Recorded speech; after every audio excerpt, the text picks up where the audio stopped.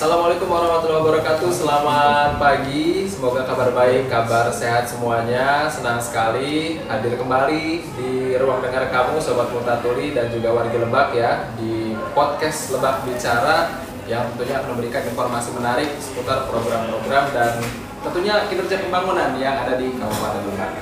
Nah, seperti yang kita ketahui bahwa di tahun 2024 ini pemerintah Kabupaten Lebak kembali membuka penerimaan calon pegawai negeri sipil tahun 2024. Banyak banget yang nanya ya ke akun medsosnya Lebak, Diskominfo, yang nanya pribadi juga banyak nih. Nah, daripada nanyanya informasinya nggak valid, langsung kami datangkan narasumbernya. Dari BKPSDM ada Pak Iqbal yang akan menjelaskan tentang penerimaan CPNS tahun 2024. Selamat pagi, Assalamualaikum Pak.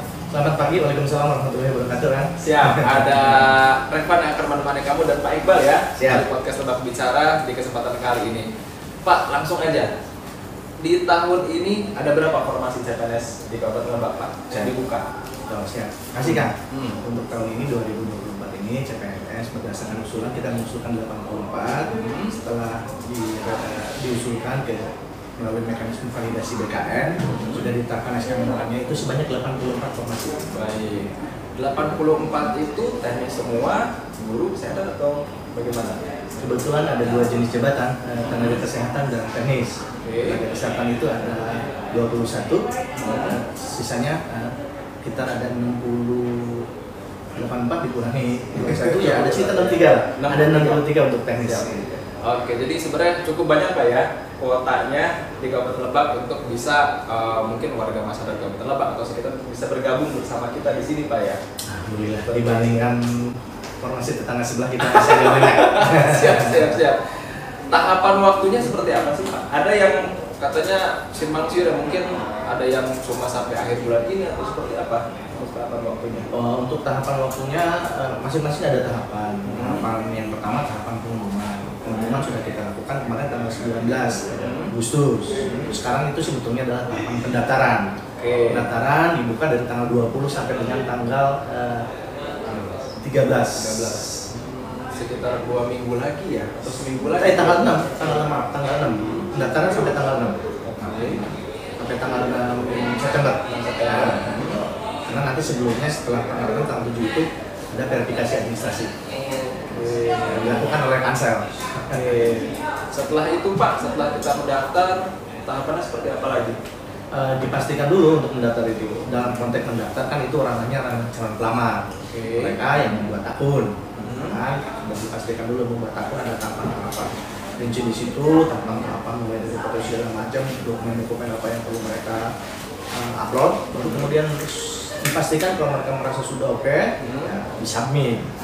Baru nanti masuk ke CCSN dan itu masuk ke tim verifikasi Pansel. Nah, yang juga menarik adalah yang bisa mendaftar CPNS ini hanya masyarakat umum kah? Atau misalnya rekan-rekan kita yang saat ini juga berstatus pegawai P3K atau seperti apa Pak untuk pesertanya? Baik.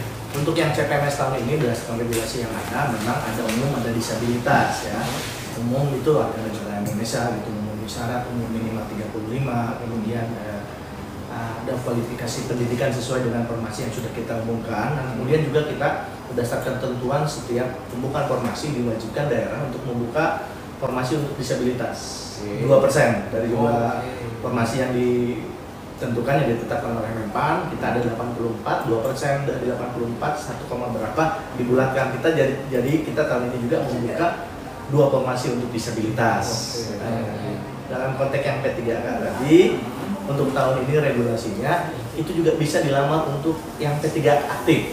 Artinya mereka yang sudah memiliki nih P3K.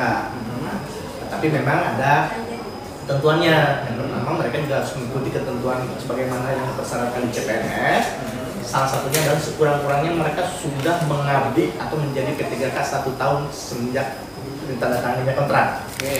Umur sesuai, kualifikasi pendidikan juga sesuai. Jadi mereka tidak diberhentikan sebagai P3K-nya. Oh begitu. Nah ini menarik. Berarti apakah misalnya kalau saya P3K dan melamar ke CPNS Pak, sudah memenuhi syarat seperti itu, selama saya berproses tahapan CPNS ini tetap bekerja? Tetap kalian sudah P3K. Oh gitu. Baru nanti statusnya beralih ketika Seandainya menang, terima gitu. Terima lulus, mohon maaf bukan menang, lulus diterima tanpa tahapan yang diikuti, mulai seleksi administrasi lolos, seleksi kompetensi dasar lolos, seleksi kompetensi bidang lolos, kemudian diterima karena kan juga harus mendapatkan rekomendasi dari PPK yang dilakukan melalui mekanisme SSCISM approval, sehingga sistem akan membaca P3K mana yang lolos, yang mengikuti dan lolos, sehingga nanti kedepannya pasti akan ada warning dari sistem dan dari BKN kita bahwa kalau ini atas nama ini harus diberhentikan sebagai P3K kalau nanti alhamdulillah yang bersangkutan lolos.